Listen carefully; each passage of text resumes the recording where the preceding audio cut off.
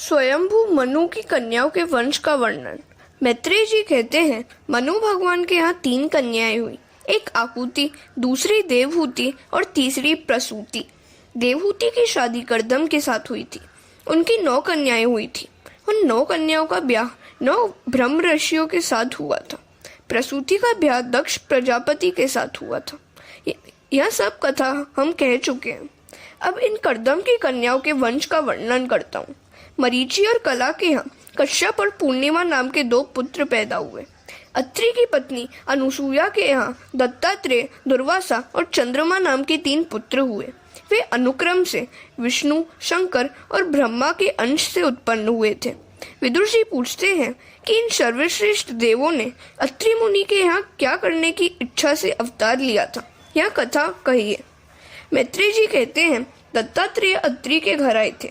पुरुष यदि अत्रि जैसा तपस्वी बने और स्त्री अनुसूया जैसी तपस्विनी बने तो आज भी उनके घर दत्तात्रेय आने को तैयार है। नत्री वह अत्रि, सत्व, रज और तम, इन तीनों गुणों का जो नाश करे और निर्गुणी बने वही अत्रि है। सत्व, रज और तम, इन तीनों गुणों में जीव मिल गया है। इन 3 गुणों से जीव को अलग होना है। तर्जनी उंगली जीव भाव बताती है, अभिमान बताती है। जीव में अभिमान प्रधान है। 5वीं उंगली सत्व गुण है। अंगूठा ब्रह्मा है, इसलिए पुष्टि संप्रदाय में प्रभु को तिलक अंगूठे में से लगाया जाता है। वेद में ब्रह्मा का नेति कहकर वर्णन किया गया है। इस जीव और ब्रह्म का संबंध सतत होना चाहिए। इन 3 गुणों में जीव मिलता है और इन 3 गुणों को छोड़कर ब्रह्म संबंध करता है। जो त्रिगुणातीत ब्रह्म स्वरूप को प्राप्त हुआ है वह अत्रि है। शरीर में जो तमोगुण है उसे रजोगुण से मारो, दूर करो। रजोगुण को सत्वगुण से मारो। रजोगुण काम और क्रोध का जनक है। सत्कर्म से सत्वगुण बढ़ता है। सत्वगुण भी बंधन करता है, इसमें भी थोड़ा अहम भाव रह जाता है। अतः अंत में सत्वगुण से ही सत्वगुण को मारना चाहिए। सत्वगुण का भी त्याग करना है और निर्गुणी होना है। यदि जीव अत्रि हो तो उसकी बुद्धि अनुसूया हो। असूया से रहित बुद्धि अनुसूया है। बुद्धि में सबसे बड़ा दोष असूया मत्सर है। दूसरों का भला देखकर ईर्ष्या करना, जलना, यही असूया या मत्सर है। दूसरों के दोषों का विचार श्री कृष्ण दर्शन में विघ्न करता है। बुद्धि में जब तक असूया मत्सर होगा तब तक ईश्वर का चिंतन नहीं कर सकेंगे। भगवान का दर्शन सब में करना है। यदि जीव सब में ब्रह्म का दर्शन करे तो वह कृतार्थ होता है। जिसकी बुद्धि असूया रहित होती है वही अत्रि बनता है। तत्पश्चात दत्तात्रेय पधारते हैं। जीव 3 गुणों का त्याग करके निर्गुणी बने और बुद्धि असूया रहित बने तब ईश्वर प्रकट होते हैं। प्रभु के स्मरण से बुद्धि जागृत होती है।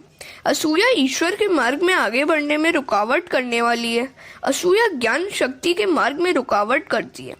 इसलिए किसी से असूया मत करो। जब बुद्धि अनुसूया बनती है तब वह ईश्वर का चिंतन कर सकती है। अनुसूया महान पतिव्रता है। एक बार देवर्षि नारद कैलाश में आए। शंकर समाधि में थे।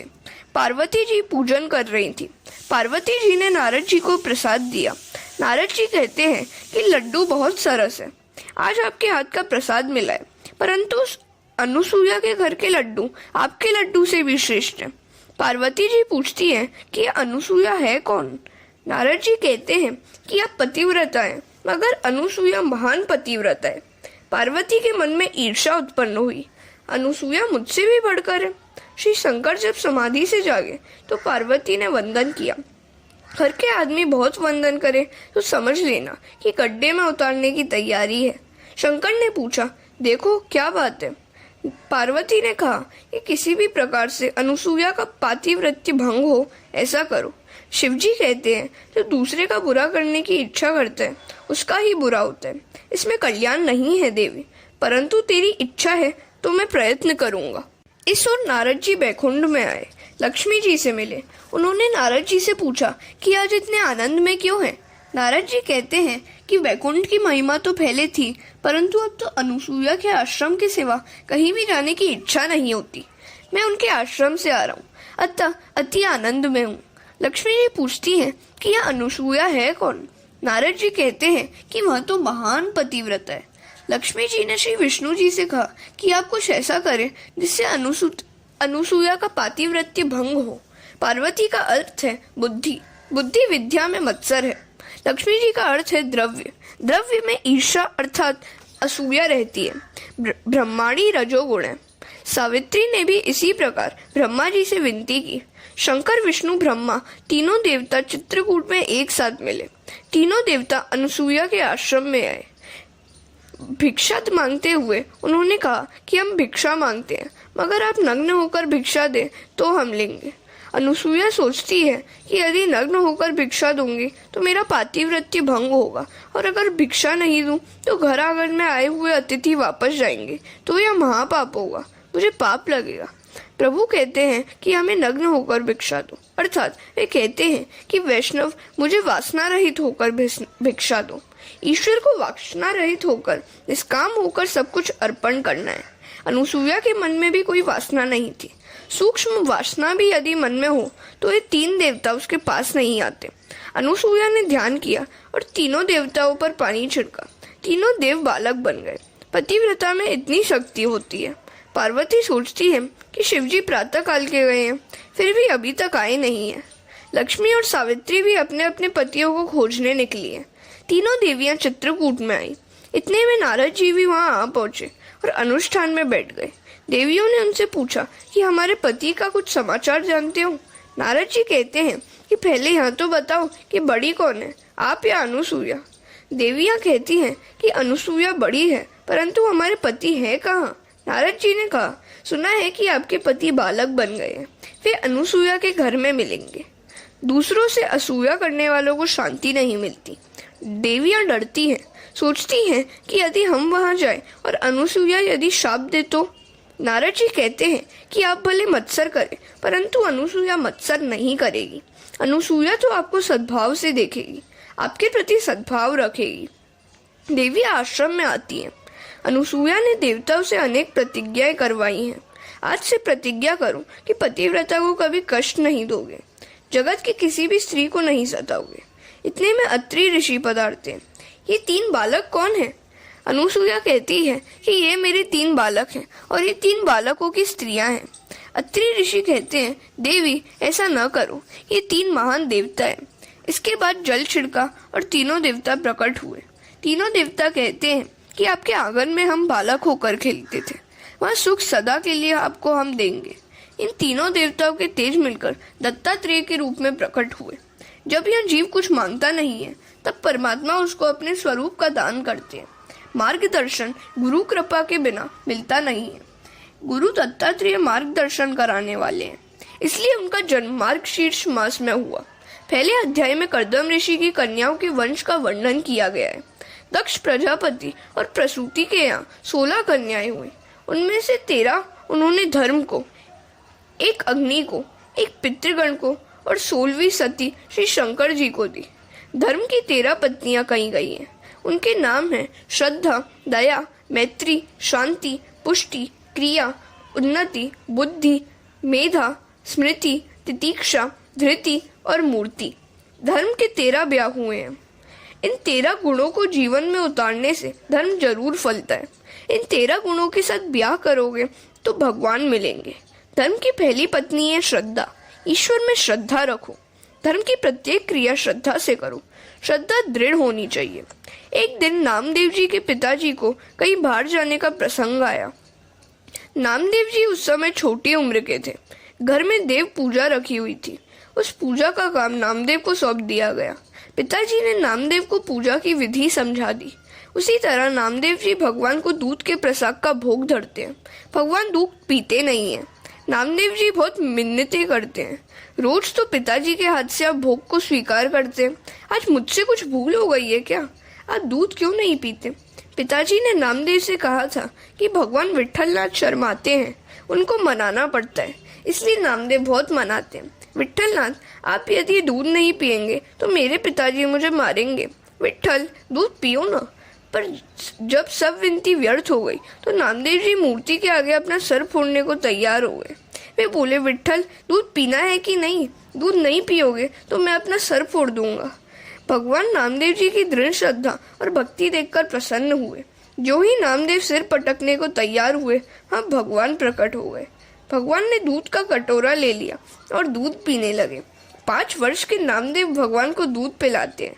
जब नामदेव को लगा कि भगवान विट्ठलनाथ सारा दूध पी जाएंगे तो उन्होंने प्रभु को जोर से आवाज दी, विट्ठल तुम सारा दूध पिए जा रहे हो, क्या मुझे प्रसादी नहीं दोगे? पिताजी तो रोज मुझे प्रसादी देते हैं। नामदेव का प्रेम देखकर विट्ठलनाथ जी बहुत प्रसन्न हुए। प्रभु ने नामदेव को गोद में ले लिया और दूध पिलाया। दृढ़ श्रद्धा भक्ति से, दृढ़ प्रेम से जड़ भी चेतन बनता है। जीव मात्र के साथ मैत्री रखो। श्रीधर स्वामी ने कहा है, सबके साथ मैत्री रखना तो शक्य नहीं है, पर यदि सबके साथ मैत्री न हो सके तो कोई हर्ज नहीं, मगर किसी के साथ वैर मत रखो। किसी से वैर न करना भी मैत्री करने के समान ही है। धर्म की 13वीं पत्नी है मूर्ति और उनके घर नर नारायण प्रकट हुए हैं। नारायण के माता पिता मूर्ति और धर्म है। मूर्ति में प्रेम रखो। जो मूर्ति को माता और धर्म को पिता मानेंगे उनके यहाँ नारायण का जन्म होगा। बद्री नारायण भगवान साल में एक बार मूर्ति देवी से मिलने के लिए आते हैं।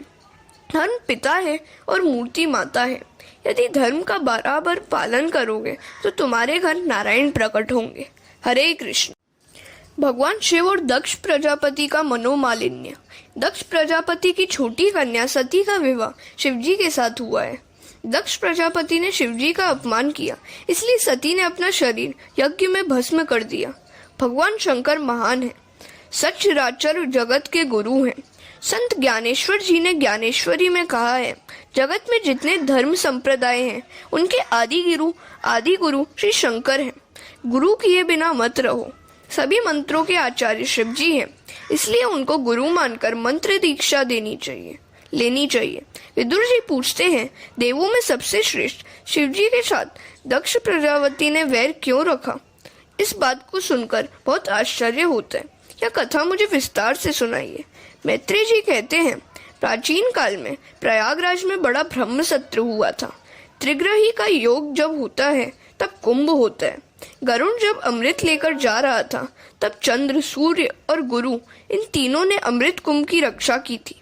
ज्ञान और भक्ति जब मिलते हैं तब मानव समाज में सुख और शांति होती है। प्रयागराज में बड़ा ब्रह्म सत्र हुआ। सभा में शिवजी अध्यक्ष के स्थान पर थे। उस समय दक्ष प्रजापति वहां आए। जहां भी मनुष्य बैठा हो वहीं भक्ति करे, वहां उत्तम भक्त है। शिवजी महाराज भगवान नारायण का ध्यान कर रहे थे। सभा में कौन आया और कौन गया इसका उनको भान नहीं था। दक्ष वहां आए। दूसरे देवों ने उठकर उनका सम्मान किया, परंतु शिवजी खड़े नहीं हुए। उस समय क्रोध में आकर दक्ष ने शिवजी की निंदा की। श्रीधर स्वामी ने तो निंदा में से स्तुति के अर्थ निकाले, अर्थात इन निंदा के शब्दों में से भी शिवजी की स्तुति रूप अर्थ निकाले। श्रीमद् भागवत पर सबसे उत्तम टीका श्रीधर स्वामी की मानी गई है। वे नरसिंह भगवान के भक्त थे। दशम स्कंद में श्री कृष्ण की शिशुपाल ने निंदा की है, उसका श्रीधर स्वामी ने स्तुति परक अर्थ किया है, क्योंकि निंदा सुनने से भी पाप लगता है। निंदा नरक के समान है। जो व्यक्ति उपस्थित न हो उसके दोषों के वर्णन करने को निंदा कहते हैं। शिवजी की निंदा भागवत जैसे ग्रंथ में शोभास्पद नहीं है। दक्ष प्रजापति ने निंदा करते हुए कहा, शिव शमशान में रहने वाला है, परंतु यह तो स्तुति रूप है। सारा जगत शमशान के समान है। काशी महान शमशान है, देह भी शमशान है, घर भी शमशान है। इस प्रकार शमशान का अर्थ है सारा जगत, अर्थात शिवजी संसार की हर एक चीज में विराजे हुए हैं। सारा जगत शमशान रूप है और शिवजी जगत के प्रत्येक पदार्थ में व्याप्त है, इसलिए वे व्यापक ब्रह्म रूप है। जगत की प्रत्येक चीज में शिव तत्व है, ब्रह्म तत्व व्यापक है। भगवान शंकर आशुतोष है। शिवजी के दरबार में हर एक को प्रवेश मिलता है।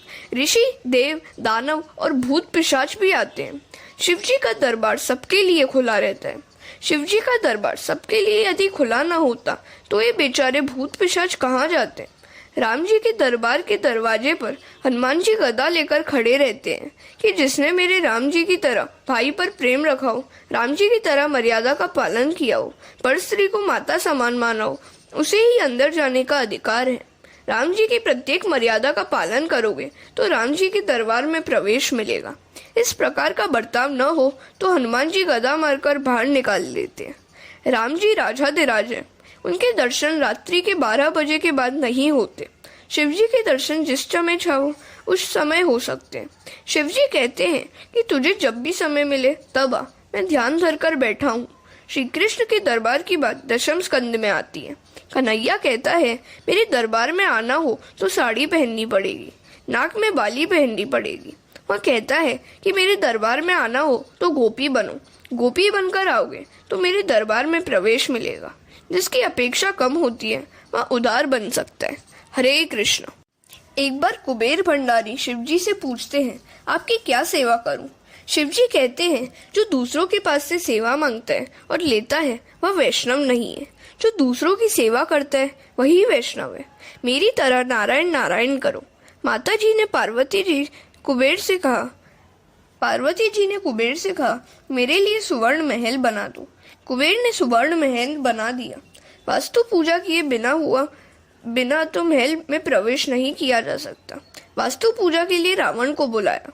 रावण ने वास्तु पूजा कराई। शिवजी ने रावण से कहा, जो मांगना हो वह मांग लो। रावण कहता है, ये अपना महल ही मुझे दे दो।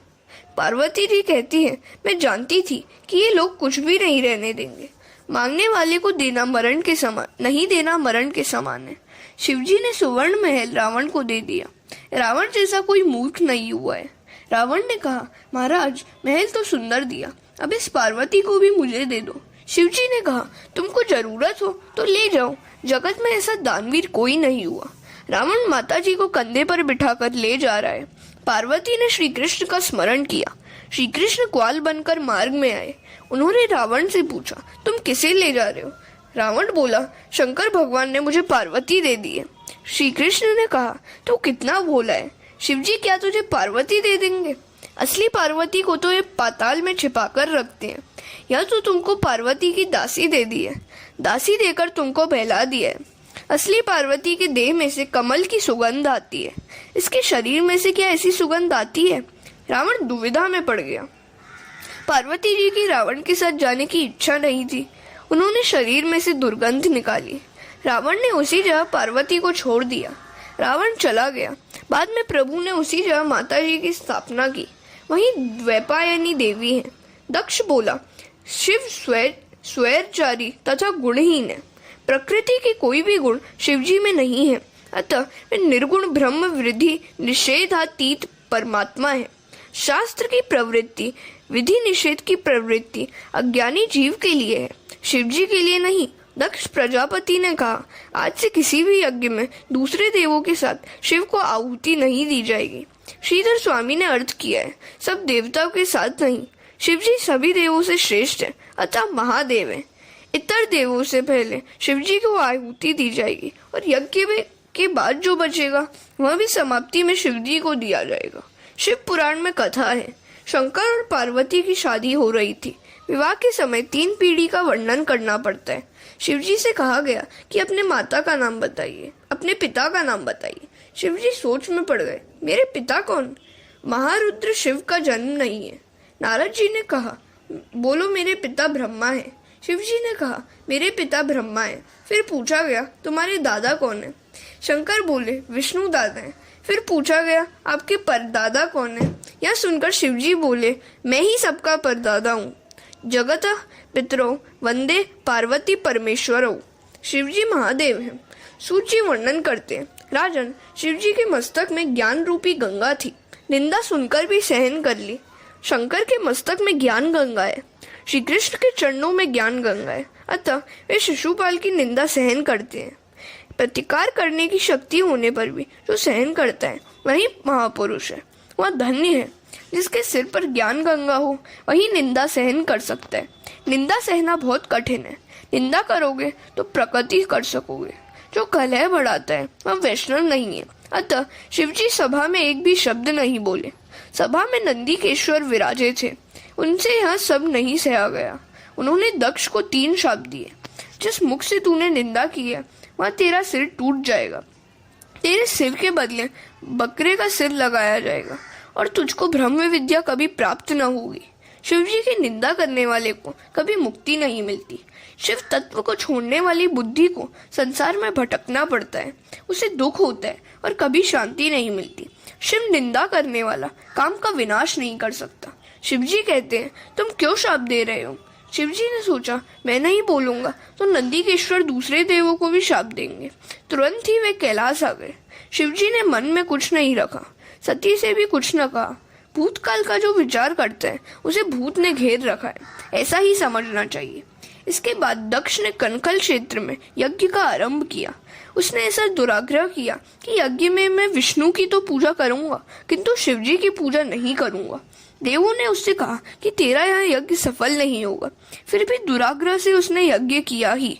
जिस यज्ञ में शिव पूजा ना हो वहाँ विष्णु भी नहीं पधारते। ब्रह्म दधीची भी यज्ञ में नहीं गए। कुछ देवता कला देखने में आनंद आएगा ऐसा सोचकर उधर जाने को निकले। विमान में बैठकर देवता जा रहे थे। सती ने इन विमानों को देखा। सती ने सोचा कि ये देव कन्या कितनी भाग्यशाली हैं। ये लोग कहाँ जा रहे होंगे। एक देव कन्या ने कहा, आपके पिता के यहाँ यज्ञ है, वहाँ हम जा रहे हैं। क्या आपको मालूम नहीं है? क्या आपको आमंत्रण नहीं दिया गया? दक्ष ने द्वेष बुद्धि से शिवजी को आमंत्रण नहीं दिया था। सती को मालूम नहीं था कि पति और पिता के बीच अनबन हो गई है। उनका मन पिता के यहाँ जाने के लिए अधीर हो उठा। शिवजी समाधि से जागे। शिवजी ने कहा, देवी आज बहुत आनंद में हो। हरे कृष्ण।